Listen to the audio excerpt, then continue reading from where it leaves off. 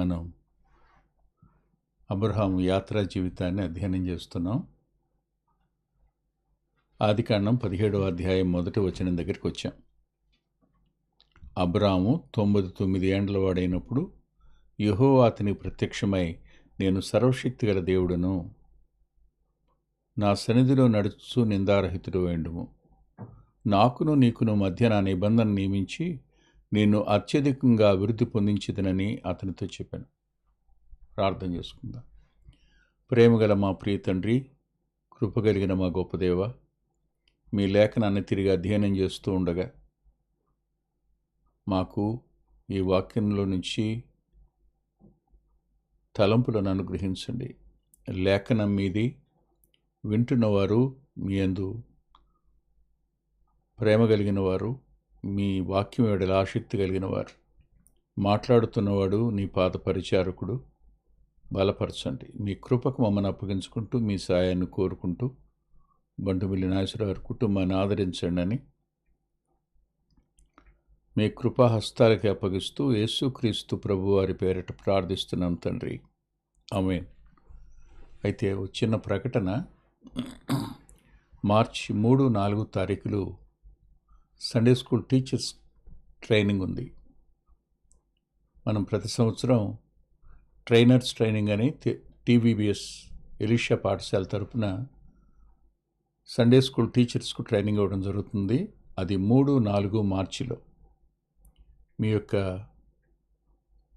సుముఖతను, మీరు వస్తున్నారనే సంగతిని ఆనంద్ గారికి మీరు ఫోన్ చేసి తెలియచేయండి. మీ యొక్క పేర్లు ఆయన నోట్ చేసుకుంటారు. ఎంతమంది వస్తున్నారో తెలుస్తుంది. కొంచెం నేను టీవీ కార్యక్రమాలు అనౌన్స్ చేయటం మర్చిపోయినాను. ఇప్పుడు ఈ బైబిల్ స్టడీలు అనౌన్స్ చేస్తున్నాను. మీకు తెలిసిన వారికి చెప్పండి. ఇంకా ఆసక్తి కలిగిన వారు ఎవరైనా ఉంటే వారితో కూడా మీరు షేర్ చేసుకోమని మనవి చేస్తున్నాను. మార్చి 3, 4 తారీఖులు. ఇప్పుడు మనం అబ్రాము 99 ఏండ్ల వాడైనప్పుడు యెహోవా అతనికి ప్రత్యక్షమై, నేను సర్వశక్తి గల దేవుడును. ఇక్కడ 99 ఏండ్లు, 86 ఏండ్లకు ఇష్మాయేల్ని కన్నాడు. ఇప్పుడు 99 అంటే 13 సంవత్సరాల వ్యవధి. దేవుడు మౌనంగా ఉన్నాడు. ఇది అత్యంత బాధాకరమైన సంగతి. ఒక వ్యక్తి జీవితంలో దేవుని మౌనం అన్నది తట్టుకోలేంది. ఎందుకు నేను ఈ మాట అంటున్నానంటే, ప్రభు పిలిచిన తరువాత వారు ప్రయాణమై హారానుకు వచ్చారు. హారానులో ఆగిపోయారు. అప్పుడు ప్రభు యొక్క స్వరం లేదు. తిరిగి హారాన్ నుంచి కనానుకు వచ్చాక కరువు వచ్చింది. కరువులో బయలుదేరి ఐగుప్తుకు వెళ్ళాడు. అక్కడ ప్రభు స్వరం లేదు అబ్రహాముకి. తిరిగి వచ్చిన తరువాత దేవుడు మళ్ళీ చెప్పాడు. ఇలా మనం ఎక్కడ తప్పు చేస్తామో, ఎక్కడ యాత్రా జీవితంలో వెనకడుగేస్తామో, దేవునికి బాధ కలుగు చేస్తామో అక్కడ ఆయన నిశ్శబ్దంగా ఉండడం, మౌనంగా ఉండడం అనేది కనపడుతుంది. దేవుని మౌనం ఒక విశ్వాసిని అత్యధికంగా బాధ పెట్టేది. దేవుని స్వరం లేఖనంలో నుంచి వినపడకపోవడం జరిగింది అంటే మనం ఆత్మీయంగా సరిగా లేమని, దేవుణ్ణి బాధ పెడుతున్న వాళ్ళంగా ఉన్నాము అనే సత్యాన్ని మనం గుర్తించాలి. ఈ 13 సంవత్సరాలలో ఎక్కడ దేవుని స్వరాన్ని అబ్రాము విన్నట్టుగా లేదు. అబ్రాము ఇష్మాయేల్తో సంతోషించవచ్చు, కానీ దేవుడు మాత్రం సంతోషించినట్టుగా లేదు. భక్తుల జీవితాల్లో దేవుని మౌనం అనే తటస్థించినప్పుడు వారు ఎంత బాధపడ్డారో.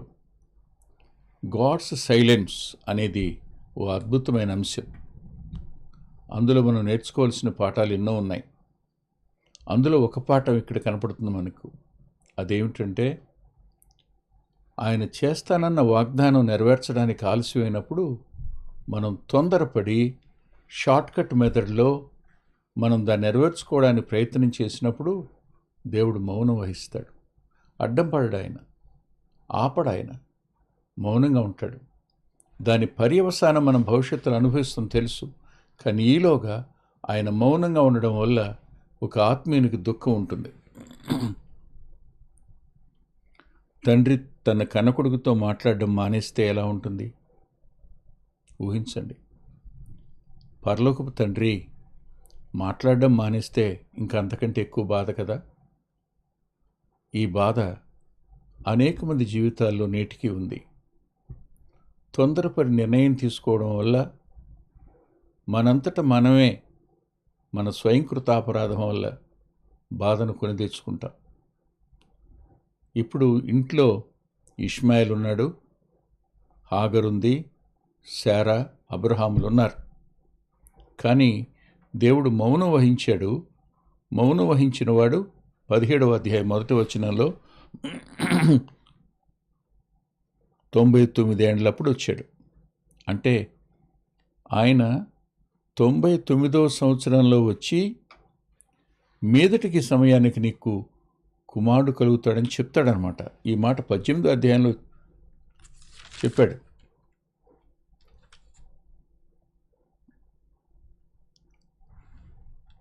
పద్దెనిమిది 10లో మీదటికి ఈ కాలమున నీ వద్దకు వచ్చేదని నిశ్చయముగా మరలా వస్తాను, అప్పుడు నీ భార్య అయిన శారా కుమారునికి అంటుందని చెప్తాడు. ఇదే 17వ అధ్యాయంలో మళ్ళా 16వ వచనంలో అంటాడు, నేను ఆమెను ఆశీర్వదించి శారాని ఆమె వల్ల నీ కుమారుని కలుగు చేస్తానంటాడు. అంటే వాగ్దానం అనేది వెంటనే నెరవేరకపోయినప్పుడు అది నిరుత్సాహానికి, నిరాశకు కారణాలు కావచ్చు. కానీ వాగ్దానం చేసిన దేవుడు నమ్మదగినవాడు, తప్పకుండా నెరవేరుస్తాడు వాగ్దానాన్ని. కానీ ఎదురు చూడడానికి శరీరం సహకరించదు, చుట్టుప్రక్కల మనుషులు సహకరించరు, తొందర పెడతారు. దానివల్ల మనం అవమానం గుండా, సిగ్గుపడవలసిన పరిస్థితులు గుండా ప్రయాణం చేయవలసి వస్తుంది. అది అనేక మంది జీవితాల్లో జరిగింది. వ్యక్తిగతంగా నా జీవితంలో కూడా జరిగి తీరుతుంది, జరుగుతుంది కూడా. ఇప్పటి వరకు అనుభవించిన సంతోషం తాత్కాలికం. 13 ఏళ్ళు ఇట్టే గడిచిపోయాయి. ఇక పిల్లల గురించిన ఆలోచన అబ్రాముకు లేదు, శారాకి లేదు. అంటే ఇద్దరూ ఇష్మాయిల్తో సంతృప్తి చెందేశారన్నమాట. చాలాసార్లు శరీరానుసారమైన ఆనందం ఆత్మానుసారమైన ఆనందాన్ని అక్కర్లేదనుకుంటుంది. శరీరానుసారమైన సంతోషం ఆత్మానుసారమైన ఆనందాన్ని వద్దు అనుకునే ప్రమాదం విశ్వాసుల జీవితాల్లో ఖచ్చితంగా ఉంటుంది. ఎప్పుడు శరీరానుసారమైన సంతోషం కొద్ది కాలమే ఉంటుంది, ఆత్మానుసారమైన ఆనందం ఎల్లప్పుడూ నిలిచి ఉంటుంది. ఈ ఆనందాన్ని కోల్పోయే ప్రమాదం ఉంది, మర్చిపోకండి. సరిగ్గా ప్రభు వచ్చాడు, వచ్చి ఇలా అన్నాడు, నేను సర్వశక్తి గల దేవుడును. అవును, అబ్రామా అని పిలవలేదే? నేరుగా నేను సర్వశక్తి గల దేవుణ్ణి అని ఎందుకు అన్నాడు? పేరు పెట్టి ఎందుకు పిలవాలా? ఆదికాండం 15వ అధ్యాయం 1వ వచనంలో ఆయన పేరు పెట్టి పిలిచాడు కదా, అబ్రామా అని. యెహోవా వాక్యం దర్శనం అందొచ్చి ఇప్పుడు ప్రభువే ప్రత్యక్షమయ్యాడు కదా. ఆయన ప్రత్యక్షమైన వాడు నేను సర్వశక్తి గల దేవుడిని అంటూ ఎందుకని ఆయన మాట్లాడారు? పేరు పెట్టి పిలవకుండా మాట్లాడే దగ్గర దేవుని అంతరంగంలో బాధ ఉందని అర్థం. ఖచ్చితంగా మన పని వల్ల, మన ప్రవర్తన వల్ల ఆయన గాయపడ్డాడని మనం అర్థం చేసుకోవాలి. గాయపడతాడు ఆయన. గాయపడినప్పుడు మనం కూడా ఎదుటివాడిని పేరు పెట్టి పిలవలేం. అదే జరిగింది ఇక్కడ. ప్రభువు నేరుగా అన్నాడు, నేను సర్వశక్తిగల దేవుణ్ణయ్యా అన్నాడు. సర్వశక్తిగల దేవుణ్ణి అంటే అర్థం ఏంటి? నాకు అసాధ్యమైంది ఏదీ లేదని కదూ. నేను సమస్తం చేయగలిగిన వాడిని, మానవుని ఊహకు అందని విషయాన్ని కార్యం చేయగలిగిన వాడిని. మానవునికి అందదు ఊహకు, ఆయన చేయలేడు అంటే మన వల్ల కాదు, ఇక మన జీవితంలో జరగదు అని అనుకుంటాం. ఆయన చేయలేడు అనుకోకపోవచ్చు, కానీ అనుకుంటాం. కానీ అయినా చేయగలిగిన సమర్థుడు ఆయన, సర్వశక్తిమంతుడు. నేను సర్వశక్తిమంతుణ్ణి అంటూ నా సన్నిధిలో నడుచుచు నిందారహితుడు అయిండు. ఇప్పుడు నా సన్నిధిలో కాదు నువ్వు నడిచింది, నా నోటి మాటను బట్టి కాదు నువ్వు నడిచింది, నేను చెప్పిన మాట చొప్పున కాదు నువ్వు ఎదురు చూసింది. మధ్యలో శారా యొక్క ఆలోచన మేర నీ నడకసాగింది. తాత్కాలికమైన భౌతిక సంబంధమైన సంతోషం వైపుకు వెళ్ళావు అన్నట్టు అనిపించి నా సన్నిధిలో నడుస్తూ అన్నాడు. అంటే నా వెలుగులో నడుస్తూ, నా ఆలోచనతో నడుస్తూ, నా మార్గదర్శకత్వంలో నడుస్తూ కదూ, నా ఆలోచన చొప్పున నడుస్తూ, ఇది ఆయన ఉద్దేశం. దేవుని సన్నిధి లేకపోతే అంతకంటే దరిద్రత మరొకటి ఉండదు. ఏమున్నా ఏమి లేకపోయినా మానవునికి అవసరమైంది దేవుని సన్నిధి. ఆ దేవుని సన్నిధి కోల్పోయే అవకాశం ఎక్కడుంది? శరీరానుసారంగా ప్రవర్తించిన ప్రతిసారి మనం దేవుని సన్నిధిని కోల్పోతాం, దేవుని సన్నిధికి దూరం అవుతాం, దేవుణ్ణి బాధపెట్టిన వాళ్ళం అవుతాం. అదే జరిగింది అబ్రహాం గారి జీవితంలో. అబ్రహాము నా సన్నిధిలో నడుస్తూ నిందారహితుడు అయిండు అన్నాడు. నిందారహితుడు అయిండు. ఈ మాట మనం అప్లై చేసుకోవాల్సిందే, అన్వయించుకోవాల్సిందే. మనం నిందకు అవకాశం ఇస్తాం, నిందించేవారికి అవకాశం ఇస్తాం, ఇందులో సందేహమే లేదు. మీరు ఆలోచించండి. మీరు అనాలోచితంగా మీ మోటార్ బైక్ని ఓ చోట ఆపారు, ఆపి కాసేపు అక్కడే ఉన్నారు. మిమ్మల్ని దారిన పోతున్న వాళ్ళు చూస్తున్నారు. ఎందుకు చూస్తున్నారు మీకు అర్థం కాల. కానీ రోడ్డు ప్రక్క ఇటు తిరిగి చూస్తే ఈ ప్రక్కన బ్రాందీ షాప్ కనపడింది అనుకోండి, ఏమిచ్చాం మనం? మీరు అక్కడ ఆగడం వల్ల ఏం ఆలోచించారు వాళ్ళు కదూ? నిందకు అవకాశం ఇచ్చిన వాళ్ళం అవుతాం. ఇప్పుడు ఆలోచించండి, అబ్రాము నిందారహితుడేనా? నిందారహితుడేనా అంటే దేవుని ఇష్టం చొప్పున చేయని ప్రతి పని మనల్ని నిందించడానికి కారణమవుతుంది లోకం.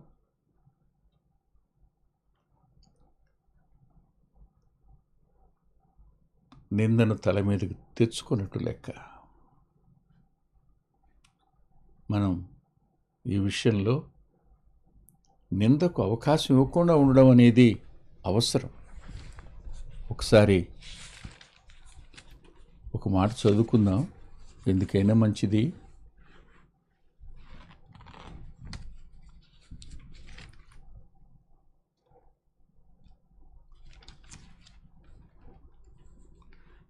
పేతురు గారు రాసిన 2వ పత్రిక 3వ అధ్యాయం 14వ వచనం. ప్రియులారా, వీటి కొరకు మీరు కనిపెట్టువారు గనుక శాంతము గలవారై ఆయన దృష్టికి నిష్కళంకులుగాను నిందారహితులుగాను కనపడినట్లు జాగ్రత్త పడుడి.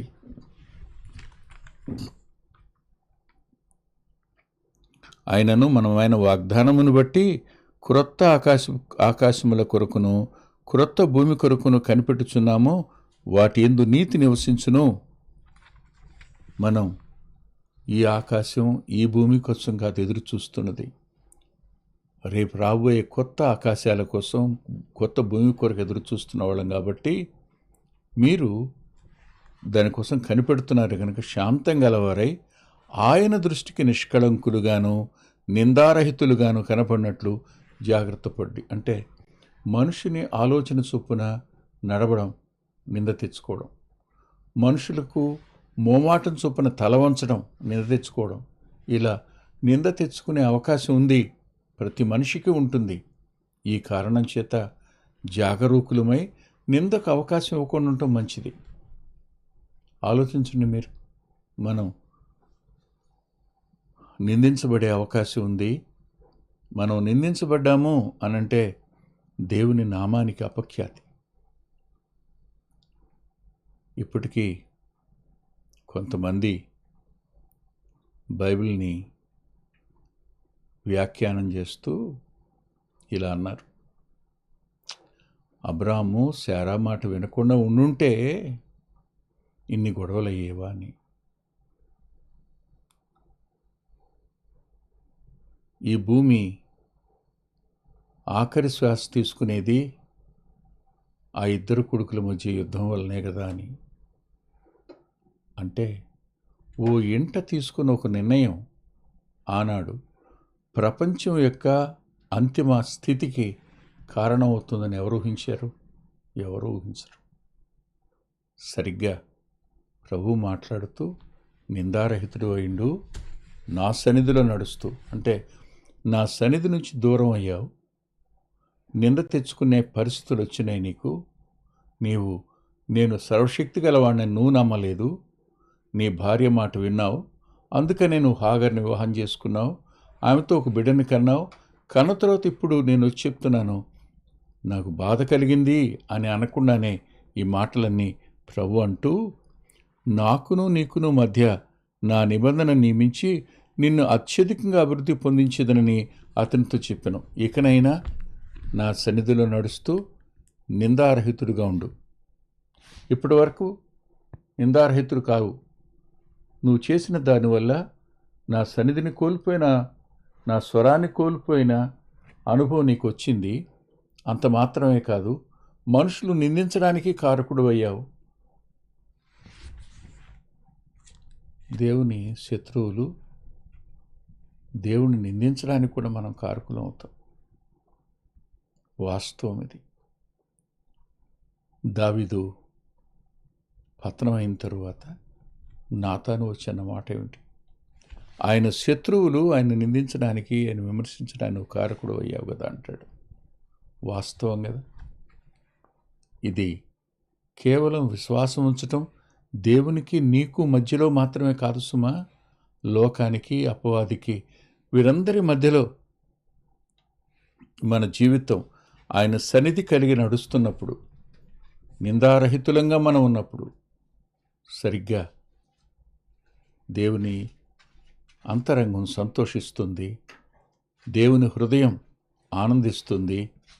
కానీ ఆయన్ని బాధపెట్టిన వాళ్ళంగా మనం ఉంటే నిజానికి ఇంతకు మించిన దుఃఖకరమైన పరిస్థితి మరొకటి విశ్వాసికి ఉండదు. నా వల్ల దేవుడు బాధపడ్డా, నా వల్ల ప్రభు బాధను అనిపించాడా, నేను ఆయన్ని గాయపరిచానా, ఆయన ఇష్టం నెరవేర్చలేదా అని చిత్తానికి విరోధంగా చేశానా? ఒకసారి పరిశీలన చేసుకుందాం. ఎన్నో విషయాలు ఇలాంటివి చేయటం వల్ల మనం ఆయన సన్నిధిని పోగొట్టుకున్న వారం అవుతాం, నిందితులు అవుతాం. అందుకని చెప్తున్నాడు, ఇక మీదట నేను నీతో నిబంధన చేస్తాను, నేను నిన్ను అత్యధికంగా అభివృద్ధి పొందిస్తాను, నీవు నిందారహితుడివై నా సన్నిధిలో నడువు అన్నప్పుడు 3వ వచనంలో అబ్రాము సాగిలపడిగా పడి ఉండగా, అబ్రాము ఈ మాటలకు తల ఉంచి సాష్టాంగపడ్డాడు, సాగిలపడ్డాడు. అంటే అర్థం ఏంటి చెప్పండి?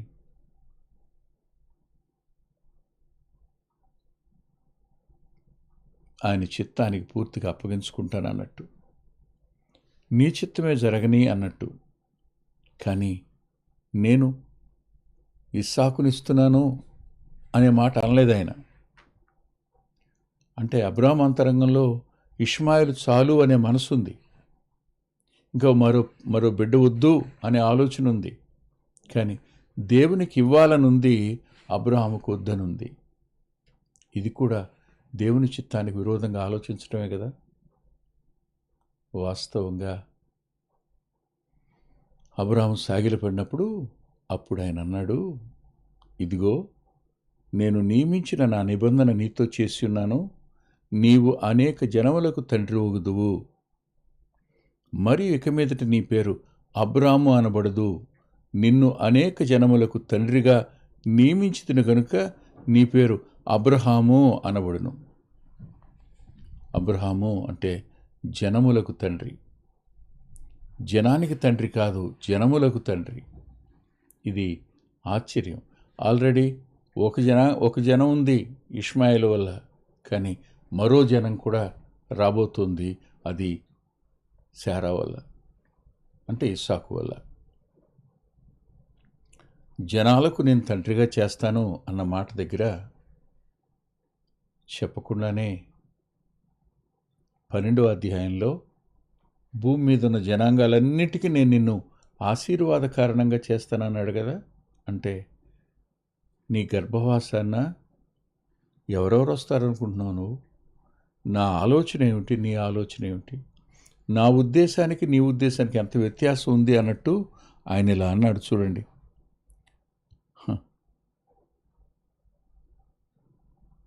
6వ వచనం చూడండి. నీకు అత్యధికముగా సంతానాభివృద్ధి కలుగు చేసి నీలో నుండి జనములు వచ్చినట్లు నియమించుదును, రాజులు నీలో నుండి వచ్చెదరు. నేను నీకును నీ తరువాత నీ సంతానమునకు దేవుడినై ఉన్నట్లు నాకును నీకును నీ తరువాత వారి తరములో నీ సంతతి మధ్య నా నిబంధనను నిత్య నిబంధనగా స్థిరపరిచెదను.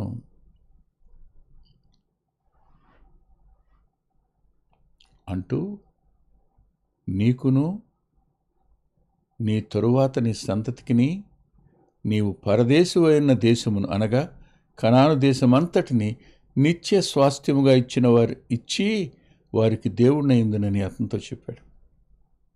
నీకు దేవుణ్ణే కాదు, నీ తర్వాత సంతానానికి కూడా నేను దేవునిగా ఉంటాను. ఈ స్వాస్థ్యాన్ని ఇస్తాను. స్వాస్థ్యాన్ని ఇవ్వటమే కాదు, నిత్యమైన స్వాస్థ్యంగా ఇస్తాను. నువ్వు పరదేశిగా జీవిస్తున్నావు కదా, ఇస్తాను అనే పదం అన్నాడు.